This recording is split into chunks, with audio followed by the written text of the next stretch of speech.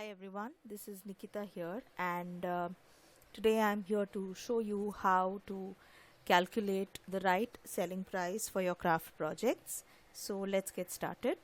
Right now I have this sample sheet with me, and this is the sheet I use, and with the help of this I will first explain how the sheet works, how the calculations are done, and later on I will help you create another sheet with the help of the template that I'm going to let you download. So as you can see, I have categorized all my craft products into various sheets, and this one is for stamps, then we have tools and pattern papers and so on. And if you notice, every sheet has the exact same format. So let me explain what this format is and what this does. So the first column in every sheet is called serial number, and if you notice, the numbers are not regular numbers like 1 2 3. This is a code, and when I create my calculator, the sheet that will calculate the final selling price of your project, when you create that, this code is going to help make things easier for us. So my stamp codes are S1234, tools are T1234, pattern paper PP1, PP2, and so on, right? And as we go through each sheet, you'll see what the codes are. Then I have the name of the set, because name of the set and the manufacturer, because when we create blog posts or when we are linking to certain challenges, you may want to remember the names of the products you used. So the name of the stamp set and the name of the manufacturer. Similarly, the pattern paper collection name and the manufacturer. So you can see that I have a couple of names and manufacturers here. Then color is actually ink, so you have the distress ink color, and once again the manufacturer. So this manufacturer column is basically only for it's totally optional, so if you don't want to use this, you can delete this.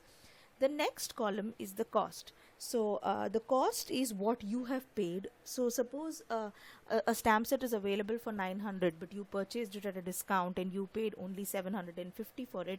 You will record it at 750 because that is what you have spent on acquiring that stamp set. If you record it at 900, you are actually inflating your cost, right? So cost is basically whatever you have spent. Technically we should include shipping, but what we do is, when we purchase craft supplies, we purchase a number of items together, and in comparison to the total value, the shipping amount is actually very negligible. And if you add it, then there is the additional work of proportionately distributing the shipping cost over each item that you produce. So let us just ignore shipping altogether and take the actual cost of the product that you paid. So here is that cost. Now to give, as I explained variable cost to you first, and then we came back to fixed cost. So let me just give you a simple example with the help of pattern papers. So we have the serial number here, the name of the pattern paper set collection here, and the manufacturer, and this is the cost. Now with pattern papers, you exactly know how many sheets there are in each set, right? So suppose I purchase this set for 429, and there are 36 sheets in this set. You will notice, check the box here. When I select this cell, it shows 429. That means this is an absolute number. There's no formula in this cell. When I select this sheet, it shows again 36, which means this is a manual entry, whereas this particular cell is a formula, which is E3, that is this one, E3 divided by F3. So every time I use one sheet from this ad-lib paper pad, the cost of that sheet is 11.92. And how did I arrive at that cost? That is the total cost divided by the number of sheets available in this set. So if you can see, with an item like pattern paper, it is very easy to determine the cost per sheet because you know exactly how many sheets there are. But with something like stamps, right? Now stamps are the kind of products that you can use repetitively. So when you purchase a stamp set, at the onset you don't know how many projects you're going to use them for. So you might use the stamp set only once, or you might use it on most of the cards you make. So right now, when you need to decide that if you're using a stamp set on a particular project, how much should you charge for the use of that stamp, you need to take an estimate Okay, now I made this particular file in 2012 and I took a very high estimate of 50 cards, and today I have realized that you don't use a stamp set 50 times. You may use it at the most 10 or 15 times. 10 or 15, and 50 is like, you know, way off the mark. But suppose you use a card, or sorry, a stamp for 50 cards. Again, you'll see there's no formula here. Check what shows here. Okay, there's no formula here, there's no formula here, but here is how you get the cost of the card. So here, when I have said cost and average number of cards, this average is an estimate. So for each stamp set, I have estimated the number of cards that I will use them for as 50, and I have arrived at the cost per card. Now, as I already wrote in the blog post, now a particular stamp set has many multiple stamps. So again, you might wonder, how do you charge the price when you're using only one stamp out of a set that has 8, or you use 3 or 4 stamps out of that. So again, that is going into the nitty-gritties. So let us just what I do is that whenever I pick up one stamp set, whether I use one stamp or 10 stamps from the same set, I charge the same rate. Okay, if you're stamping multiple number of times, you can charge a higher rate, and that we'll see how to do that in the cost calculator at the end, right at the end. But right now we are just trying to find out how much is the cost per card.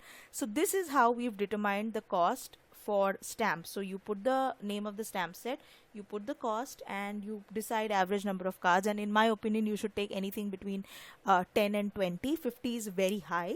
So suppose I change this from 50 to 20, you will see that my cost per card comes to 28. So every time I use this stamp set, I need to add 28 rupees to the total cost of my product.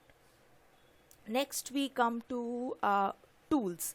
Again, tools, these are things that you use multiple number of times, right? So what I've done is, whatever the red lines are, they are clubbed costs, right? For example, let us come to T5. T5 is cutting and scoring. Now, whether you make a card or a box, you not only use your paper trimmer, you will also use a scoreboard, because you need to create folds in your cards, right? So to make things easier, your paper trimmer and your scoring tool has to be a part of this clubbed cost, right? Now, when I made this sheet, again, I had the top score multi-board, the envelopper, and with the paper trimmer, I also use replacement blades. So what I did was, I added all of these costs. If you see here, there is nothing in this column, average number of cards. I need to delete this. Okay, there is nothing in this column. So what I've done is, I have added the average number of average cost here. So this is the sum of this from this cell to this cell. So the total amount is 5,144, and I estimated that when you combine all of these tools, I will be able to use it for 500 cards. Again, this is a very high estimate. You might replace your tools before that. So I think a 50 to 80 or even 100 cards is a pretty reasonable estimate. So suppose I use this, I make this 100 cards. So every time you use your paper trimmer and scoreboard, you are supposed to charge 51 rupees as the cost. Now again, I have combined a couple of die sets together, and distressing tools. Okay, this is interesting. Once again, when you distress, you don't use only your what do you say, you use the foam, the blending tool, everything together. So all my distressing tools, except the actual ink, all my distressing tools have been clubbed together in one particular cost, and that is T11. So let me just remove this here. So I have added all the costs and apportioned this total cost over an estimated 150 cards. So this is the total sum of these 4 costs, and divided by 150 cards, this gives me 9.37. So every time I use my distressing tools, just the tools, I have to charge 9.37. Same goes for stamp tools.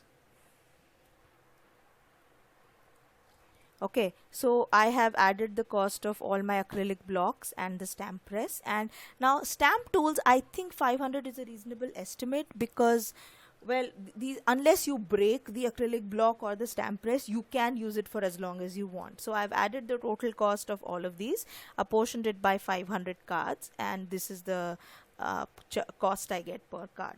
So similar. So when I give you the template, you'll see how you can create different categories, but this is just an example. And I already explained pattern paper to you. So cardstock also has a similar concept. Cardstock, you know how many sheets of cardstock you have, and if you want, in the description itself you can see here I have added 12 by 12. So I know this cardstock is 12 by 12 in size, this is A4 in size, and so on. Next is ink or color. So if you can see, the serial number here is ink 1 2 3 4 and so on. And here I have added not only my pigment inks and dye inks, I have also, I don't know why the pearl embossing powder is here, I need to remove this, sorry. But I have added my dye inks, I have added all distress inks, I have even added any markers that I have purchased, and my embossing ink pads as well. Now once again, these ink pads will last you a long time, and you don't know how many cards you'll be able to use this for. So again, take an estimate. Now I realize that for all of my costing, I have taken a pretty high estimate, so you can reduce that. You can take anywhere between 20 to 25 cards here, and calculate your cost accordingly. So even this sheet has serial number, name, manufacturer, cost, average number of cards, and this is the formula at the end. Next is embellishments. Now embellishments, this is a little interesting because it depends. Now if you see here, these embellishments from embellishment 5 to 8, these are die cuts, right? So die cuts, you actually know how many pieces there are in a packet. So once you add the cost, now for this particular die cut pack, you know that there are 66 pieces. So I divide this by, instead of average cards, let us say number of units here, right? And so you have 66 pieces in this one, 49 pieces in this one, you see 49 here, and 31 pieces in this one. So accordingly you find the cost per piece. So if I use one die cut from this collection, it is 4.55. so this is still more exact than the estimates. Then you have things like foam alphabet stickers. So you know that each sheet, you know how many stickers each sheet has. So when you use one sticker, you charge 1.92. When you use more number of stickers, you multiply that. So cost per unit is how you determine. For things like washi tape, you have the length of the washi tape. Most websites or the packaging of such items like twine and washi tape will give you the length of the embellishment. So if you know the number of inches, now here this is an estimate again. If you see, this particular thing is a formula. I have purchased washi tapes in 4, I think, installments, and this 11,382 is a combination of all the washi tapes I use. So this is the total length of all the washi tapes. So for every inch of washi tape I use, I charge 0.33 because that is the total cost divided by total number of inches, right? Then we have things like brads. You know how many brads per pack. You have binder rings. You know how many rings per pack. Floss, fancy floss for So Easy. Again, the packaging mentions the total length of the thread, so you can add that length here divided by the cost and get the cost per inch, and so on. Wood veneer embellishments, again you will have the number of pieces per pack, so you divide the cost by number of pieces. Your buttons and every other embellishment, mostly you'll know what the units are, so it will become easy for you to determine the cost per unit. Now similarly, for embossing powder and dyes, these are things you can use multiple times. So you estimate the number of cards over which you will apportion the cost. Next we come to the consolidated sheet, where it's a combination of all of these costs. I'll tell you why this sheet is important, because when we calculate the price, we are going to use a formula, and for that formula to work, you need to have all of this in one place. Otherwise you'll have to copy paste everything every single time, right? So I have my inks, I have my tools, I have my embellishment. So you see embellishment 10, 11, 12, 13, 14, 15, maybe I purchased them together. So I had already added till embellishment 9 somewhere, and then as I keep adding products to each individual sheets, I have to remember to add it to the consolidated sheet as well. So there are two ways I can do this. Okay, suppose the one way to do this is, say suppose I want to add the last pattern paper that I added, PP58. One way to do this is copy and paste it here, right? So your manufacturer cost, average number of cards, as well as the formula, it gets pasted here. That is one way. Another way is to use a formula. So instead of this, what I'll say is equals, and I'll go to this sheet and I'll click on this, right, and then copy paste this formula here. I think the first method is better because you get to, in one shot you get to copy everything, right? So as and when you keep adding products to your individual sheets, just remember to add all of this to the consolidated sheet as well. Here you don't need to do anything other than copy paste.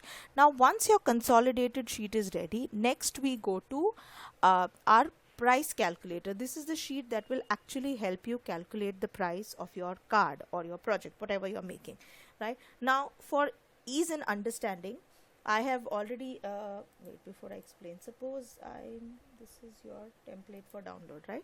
Okay, now I have created a downloadable template for you that is exactly like my sheet. The only difference is that this sheet is blank. So you have the consolidated sheet, sheet for stamps, sheet for tools, pattern papers, etc. Now to make things easier for you, I have marked the cells that in which you need to enter the details manually in gray. So here is the this is what tells you what you need to do. All gray cells have to have manual entry, but all yellow cells are formula based. So once you manually enter stuff into these cells, this will automatically calculate, so you need not edit this. If you change this, everything else will go for a toss. So whether you go to the sheet for inks, embellishments, embossing powder, even consolidated sheet, actually if you copy paste, you don't need me to add this formula, but I have added this just in case, right? So each of these sheets has this. Similarly, in this sheet, everything I have not only marked this with color, I have also added headings here. Anything that you need to enter manually, you need to it will be in the gray cell, and everything else will be automatically populated. Now first let me show you how this works, then I'll explain how the formula works. So the first thing I'm going to add to this is cardstock, right? So cardstock, suppose I've used one A4 cardstock from Mango, so I'll copy CS2. I need this code, and what I'll do is I will go to the price calculator and I will save this here. So as soon as I put the code here, you get A4 cardstock from Mango and you get the cost per A4 sheet. Now the minute you get this, next thing for you to decide is, in your project, have you used one sheet, two sheets or more? Suppose I say 2 here, this is a manual entry, then the cost of cardstock here is 2.4, right? Next we go to tools, because obviously if you're using cardstock, you will be cutting and scoring. So cutting and scoring is T5. So I'll copy this code and I will go to the last sheet, that is the price calculator, and I'll paste this here. So T5, for cutting and scoring, I have used I will have to charge 51.44 rupees, and I've used probably this on the it's one project, so I'll add 1 here, and the final cost comes as 51.44. After cutting and scoring, say I used some pattern papers and I used I used 3 sheets from this 6x6 card. I used 3 sheets. Okay, so I'm going to copy PP57 and not in the consolidated sheet. Here I need to paste this, so you get the name of the paper pad, and this is the cost per sheet, and I've used 3 sheets, so I will add this here. And of course, if I've used pattern papers, I've used stamps and also stamp tools. So when I use stamp tools, I will copy this code, price calculator, paste this here on one card. And what stamp have I used? Suppose I have used Lawn Fawn's My Silly Valentine. What project am I making? I'm not sure. Okay, I add this as 1 here, right? And of course, with stamps and stamp tools, I have also used ink. So I have used Mementos Dewdrops, and this 600 is based on 50 cards for 12 colors in each EA. So this is per color, you get 3 rupees cost. Suppose I have used 4 different colors. So what I'll do is I'll copy this code ink, paste here, and I'll multiply this by 4. So this comes to 12.01. And have I used embellishments? Okay, let me see. Suppose I have used alphabet wood veneers and I've spelled the word love. So I have used 4 pieces of wood veneer, and maybe I've also used some hearts and arrows. Copy this, paste this here, say 2 hearts and 2 arrows, so again 4. And these are the basic products that I have used. I may have forgotten something, but we are not trying to be very precise here. I'm just trying to show you how this works. Now if you look, because these formulae are inactive, your final total cost here will not show, right? So what you need to do is delete just this, right? So when you delete this, now your total cost shows as 153.66. So the cost you have incurred in making your card is 153.66. The next thing here, if you see there's a gray cell here, again I'll probably make it slightly darker, right? All of this actually. I'll do that in the template before I give it to you for download, so that will make it easier. Okay, so here you just add the number. Now for me, my profit percentage depends on the amount of effort I put. So suppose it's a scrapbook or a box card or an album, so on which I spend hours working, then my profit percentage is generally more than 100%. It may even go up to 300%. But this looks like a very simple card which would have taken what, about an hour or 2 hours to make. So let's say we add a 40% profit, right? So once you add 40 here, this cell is designed to calculate 40% of this cost. So if you see G31, this is G31, your total cost, and this is 40, F32 is 40%. So 40% of 153 will give you 215.13 is the cost of your card. Now again, this is I think slightly on a lower side, because for calculating these I have taken a pretty high estimate. So when you change your average number of cards, you will get a higher cost per unit, and obviously your cost will go up higher. But this is how I have been doing this so far, and let us see how we can let me explain the logic behind the formula here. Okay, I hope everything up till the consolidated sheet is clear, because once you have this sheet, all you have to do is paste the code.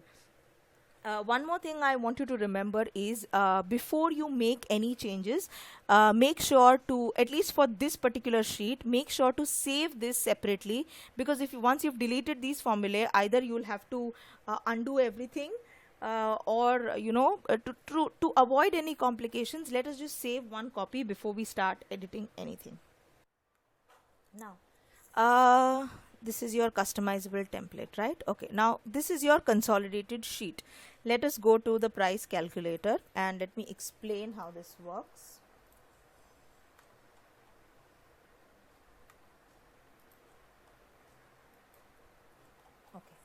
Now the formula here is VLOOKUP. What VLOOKUP does is, when you enter something here, what this formula will do is it will search for a value in another sheet, right? So now if you see the formula here, it says VLOOKUP C5. C5 is the code that will be entered in this product code column for serial number 1.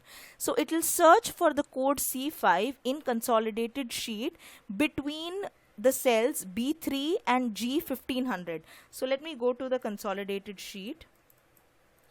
B3 is this, right? And G1500 will include everything from here till 1500, right? So it includes this entire sheet, all the contents of this sheet till row number 1500. Now I know you might not need it, but I've included it in the formula just in case, right? So what it will do is it will look for C5, whatever is entered here, in between these cells, and number 2 is column number. So in consolidated sheet, if you start from here,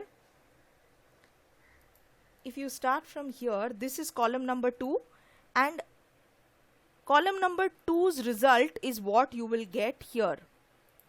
So according to this formula, once you enter the code here, you will get the product description, right? Next, along with the product description, we also need the cost per unit. So if you see the formula in these two cells, just notice this particular bar. The formula in these two cells is exactly the same except for the column number. So it says comma 2 comma false here and comma 6 comma false here. So what is column number 6?